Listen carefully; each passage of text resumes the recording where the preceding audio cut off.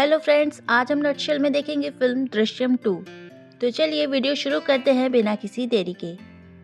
कहानी शुरू होती है 4 अक्टूबर 2014 से। सुबह के 3:25 हो रहे होते हैं, जहाँ डेविड नाम का एक गुंडा कोई सामान पहुंचाने अपने बॉस के पास गया होता है। वहाँ डेविड अपने बॉस से कहता है कि मुझे अब ये काम नहीं करना है, इसलिए मेरे पैसे वापस दे दो। पर उसका बॉस इस बात पर नहीं मानता और उसके पैसे नहीं दे रहा होता है, और इसी बात को लेकर दोनों में हाथापाई हो जाती है और हाथापाई में डेविड से उसके बॉस की हत्या हो जाती है। तभी वहाँ पुलिस आ जाती है और डेविड वहाँ से भागने लगता है। भागते भागते वो एक अंडर कंस्ट्रक्शन बिल्डिंग के पास आकर रुकता है, जहाँ वो देखता है कि एक आदमी जमीन में कुछ दफना रहा होता है। तभी वो आदमी हाथ में फावड़ा लेकर बाहर निकलता है और डेविड उसे देखकर छुप जाता है और वहाँ से भागकर अपने घर जाता है, जहाँ उसकी वाइफ और एक छोटा बच्चा रहते हैं। लेकिन तभी वहाँ पुलिस आ जाती है और डेविड को लेकर चली जाती है, और वो आदमी जिसे डेविड ने देखा रहता है वो विजय यानी कि अजय देवगन रहता है, जो अंडर कंस्ट्रक्शन पुलिस स्टेशन में समीर की डेड बॉडी को दफनाकर निकल रहा होता है। फिर प्रेजेंट का सीन दिखाया जाता है, जहाँ विजय ने अपने घर के सामने वाली जमीन बेचकर मिराज नाम का एक सिनेमा हॉल खोला है, जो कि काफी अच्छा चल रहा होता है। साथ ही वो एक मूवी को भी प्रोड्यूस करने वाला होता है, जिसकी कहानी वो मुराद अली नाम के एक राइटर के साथ लिख रहा है। विजय ने जो जमीन बेची थी वो जेनी और शिव नाम के एक कपल ने खरीदी थी, जिसमें जेनी का पति उसे डेली मारा पीटा करता है।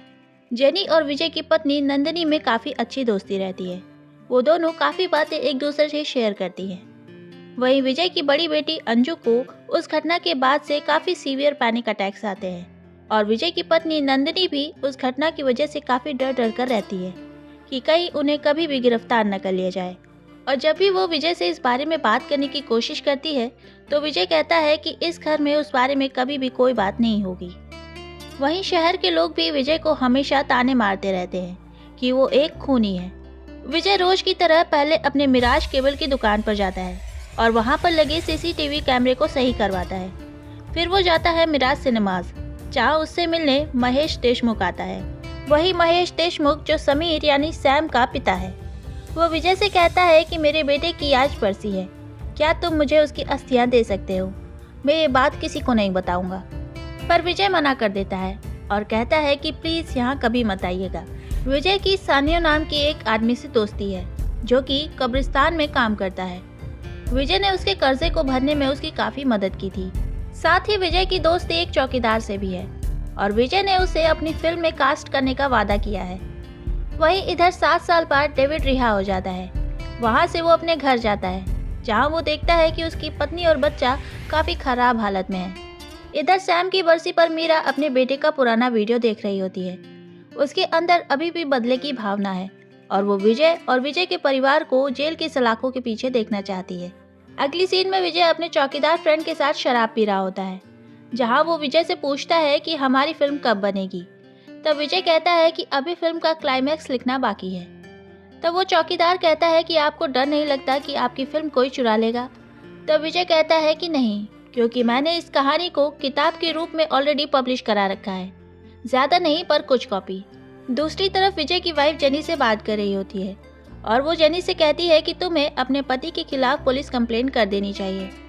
दूसरे दिन विजय की बड़ी बेटी अंजू घर के बाहर पुलिस को देखती है और वो घबरा जाती है और घर के अंदर भागती है।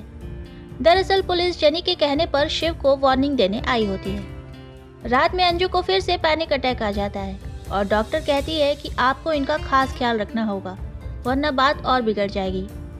अगली सीन में डेविड दुकान वाले अंकल मार्टिन से काम मांग रहा होता है। तब मार्टिन उसे विजय से मिलवाते हैं और डेविड विजय को देखता है, लेकिन उसे कुछ याद नहीं आता। विजय डेविड से कहता है कि अभी तो नहीं, लेकिन अगले हफ्ते तक बताता हूँ कि तुम्हारे लिए कोई काम है या नहीं।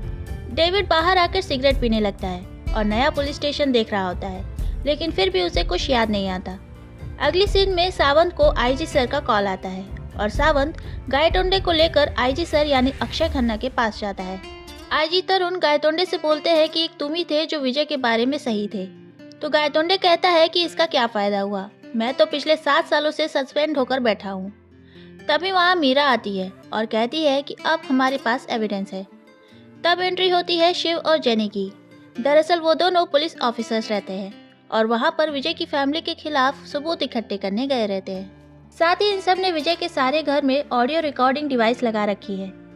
तरुण और मीरा कॉलेज टाइम से ही दोस्त हैं और जब से तरुण की पोस्टिंग गोवा में हुई है तब से ये लोग विजय की फैमिली पर नजर रखे हुए हैं। जब इन्हें पता चला कि विजय अपने घर की सामने वाली जमीन बेच रहा है तो मीरा ने शिव के नाम पर उसे खरीद लिया और पिछले 2 साल से वो लोग विजय की घर की रिकॉर्डिंग सुन रहे हैं। लेकिन विजय ने घर में उस इंसिडेंट के बारे में बात करने से मना कर रखा है, इसलिए इनके हाथ अभी भी खाली ही हैं। लेकिन अब इनके पास एक सबूत है।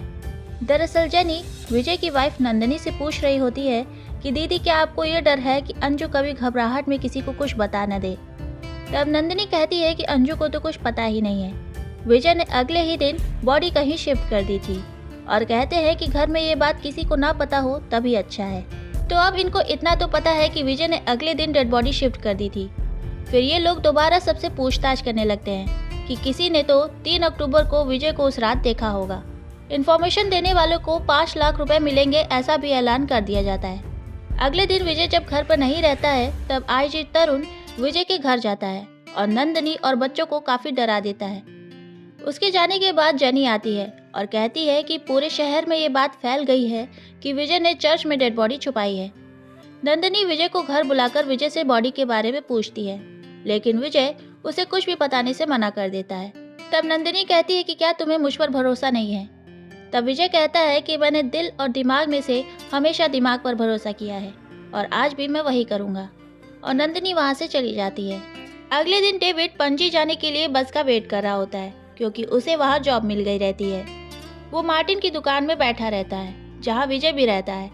तभी विजय वहाँ से पुलिस स्टेशन चला जाता है और दुकान में बैठे बाकी लोग विजय के केस के बारे में बात करने लगते हैं। वो बताते हैं कि पुलिस सबसे पूछ रही है कि 3 या 4 अक्टूबर 2014 को किसी ने विजय को देखा था क्या, और डेविड ये सुनकर दुकान से बाहर आ जाता है। तभी विजय पुलिस स्टेशन से निकल रहा होता है और डेविड को उसे देखकर सब कुछ याद आ जाता है। दरअसल विजय सावंत से मिलकर ये पूछने गया था कि कब तक पुलिस मेरे परिवार को परेशान करती रहेगी। वहीं डेविड पुलिस को जाकर सब कुछ बता देता है कि जहां आप बैठे हैं वहीं डेड बॉडी है।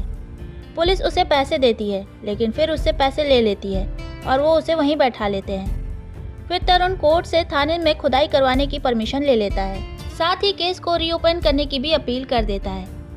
अगले दिन स्टेशन पर पर्दा डालकर पुलिस स्टेशन में खुदाई का काम चालू हो जाता है। बाहर के किसी भी इंसान को अंदर आने की इजाजत नहीं रहती। वहाँ मार्टिन की दुकान का एक आदमी चाय देने जाता है और वो देखता है कि लोग अंदर से मिट्टी निकाल रहे हैं और उसे पता चल जाता है कि अंदर खुदाई का काम चालू है। वो आकर मार्टिन को बता देता है। वहाँ पर विजय के केबल शॉप में काम करने वाला जोसेफ भी रहता है और वो ये बात सुन लेता है। वहीं स्टेशन में हड्डियाँ मिल जाती हैं और उसे कलेक्ट कर कर फॉरेंसिक डिपार्टमेंट भेज दिया जाता है। वहीं इधर विजय अपने फ़ोन में अपने दुकान के सामने लगे सीसीटीवी कैमरे का वीडियो देख रहा होता है और उसे पुलिस स्टेशन के सामने भीड़ दिखाई देती है। तो वो तुरंत जोसेफ को फ़ोन करके इस बारे में पूछता है तो वो बताता है कि वहाँ खुदाई का काम चालू है। फिर विजय नंदिनी से कहता है कि तुम लोग घर में जाओ और वहाँ से सीधा मिराज सिनेमाज वाले ऑफिस में जाता है और वीडियो जूम करके देखता है। इधर तरुण फॉरेंसिक रिपोर्ट मीरा और उसके पति को दिखाता है जिसमें लिखा रहता है कि उम्र 15 से 20 साल की है और सिर पर चोट लगने की वजह से मौत हुई है। डीएनए टेस्ट के लिए उन दोनों का ब्लड सैंपल ले लिया जाता है। इधर पुलिस को कोर्ट से विजय की फैमिली से पूछताछ करने के लिए 8 घंटे का टाइम मिल जाता है। अगले दिन विजय और विजय की फैमिली से पूछताछ शुरू होती है और ये लोग अपने बयान पर टिके रहते हैं कि हमें कुछ नहीं पता, हम लोग यहाँ पर नहीं थे। तब ये सब विजय को अलग रूम में ले जाते हैं और दूसरी तरफ गायतोंडे विजय की फैमिली को मार रहा होता है और विजय शीशे से ये सब देख रहा होता है और कहता है कि उन्हें छोड़ दो, उन्हें कुछ नहीं पता। लेकिन कोई सुन नहीं रहा होता।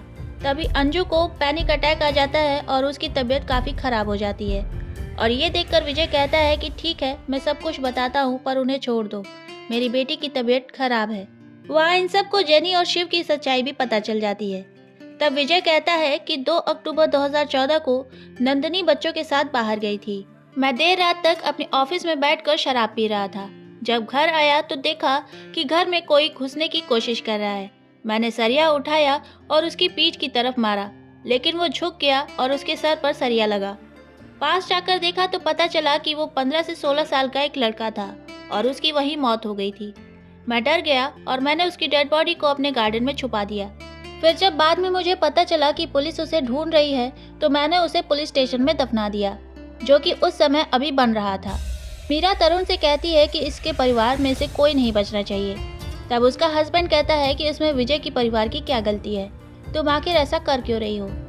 लेकिन तरुण और मीरा उसकी बात को अनसुना कर देते हैं। वहीं घर में नंदिनी विजय से कहती है कि ये सब मेरी वजह से हुआ है ना। तब विजय कहता है कि इसमें तुम्हारी कोई गलती नहीं है। अगले दिन टीवी पर विजय की न्यूज़ आ रही होती है और मुराद अली ये देखकर मीरा और तरुण से मिलने जाते हैं। वहीं पुलिस विजय को लेकर कोर्ट जाती है। वहीं मुराद अली तरुण और मीरा के पास आकर बताते हैं कि मैं इस केस के बारे में कुछ जानता हूँ। दरअसल मैं और विजय एक स्क्रिप्ट लिख रहे हैं। विजय मेरे पास 2016 में आया था। उसने मुझे अपना नाम विजय सालगांवकर की बजाय विजय गोडबोले बताया था। उसने मुझे एक कहानी सुनाई। विजय की कहानी बहुत अच्छी थी और फिल्म भी वही प्रोड्यूस करना चाहता था, पर उसकी एक शर्त थी कि जब तक कहानी पूरी कंप्लीट नहीं हो जाएगी तब तक हम मूवी स्टार्ट नहीं करेंगे। उसकी स्टोरी में राम नाम का एक आदमी है जिसका जतिन नाम का एक लड़का है।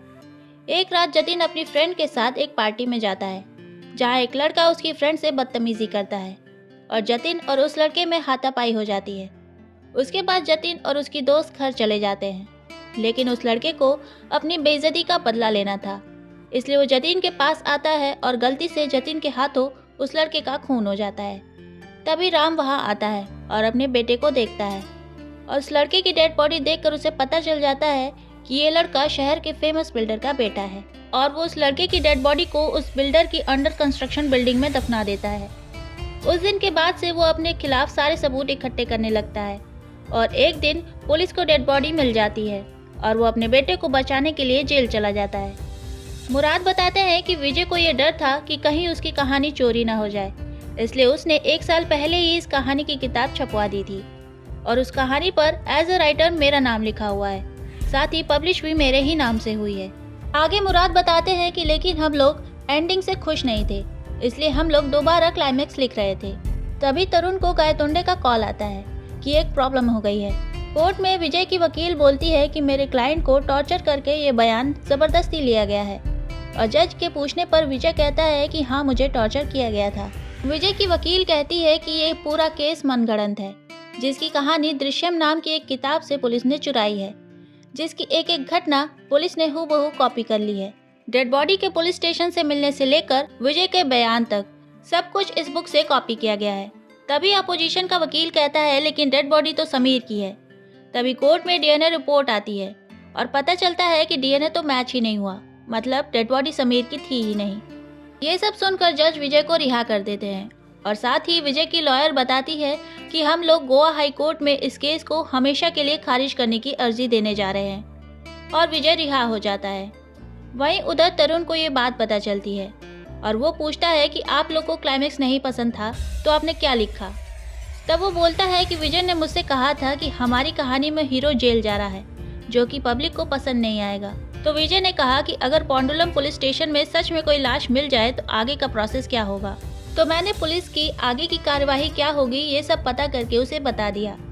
तब मुराद बताते हैं कि कहानी में हीरो को पता था कि कभी न कभी पुलिस की डेड बॉडी मिल जाएगी, इसलिए उसी दिन से वो एक ऐसी डेड बॉडी की तलाश शुरू कर देता है जिसकी कद काठी उस लड़के से मिलती हो और जिसकी मौत सिर पर चोट लगने की वजह से हुई हो। और एक दिन उसकी तलाश खत्म हुई, उसे एक लाश मिली और जब उसने देखा कि उसे कब्रिस्तान में दफनाया गया है तो उसने कब्रिस्तान में काम करने वाले आदमी से दोस्ती कर ली और जब वो डेड बॉडी कंकाल में बदल गई तो उसने उससे वो कंकाल ले लिया और अपने ऑफिस के कारपेट के नीचे बने कैबिनेट में रख लिया और उस दिन का इंतजार करने लगा जब पुलिस को वो डेड बॉडी मिलेगी। इस बीच हीरो ने पता कर लिया कि अगर पोंडुलम में डेड बॉडी मिलती है तो फिर उसे पोंडुलम से 3 घंटे की दूरी पर मौजूद मेडिकल कॉलेज भेजा जाएगा, जहां फॉरेंसिक एक्सपर्ट उसकी उम्र, मौत की वजह वगैरह पता करेंगे। फिर उसके बाद डीएनए टेस्ट के लिए उसे भेज दिया जाएगा और ये सारे काम दिन में ही होते हैं। फिर हीरो उस फॉरेंसिक डिपार्टमेंट के सिक्योरिटी गार्ड से दोस्ती कर लेता है और सालों बाद वो दिन आ जाता है जिसका उसे डर था। पुलिस को लाश मिल गई और हीरो स्केलेटन को अपने ऑफिस से निकाल लेता है और मेडिकल कॉलेज के सिक्योरिटी गार्ड के साथ मिलकर शराब पीने लगता है और जब गार्ड बेहोश हो जाता है तो वो चाबी चुरा कर स्केलेटन बदल कर वापस आ जाता है और असली स्केलेटन का दाह संस्कार कर देता है और इस तरीके से हीरो बच जाता है।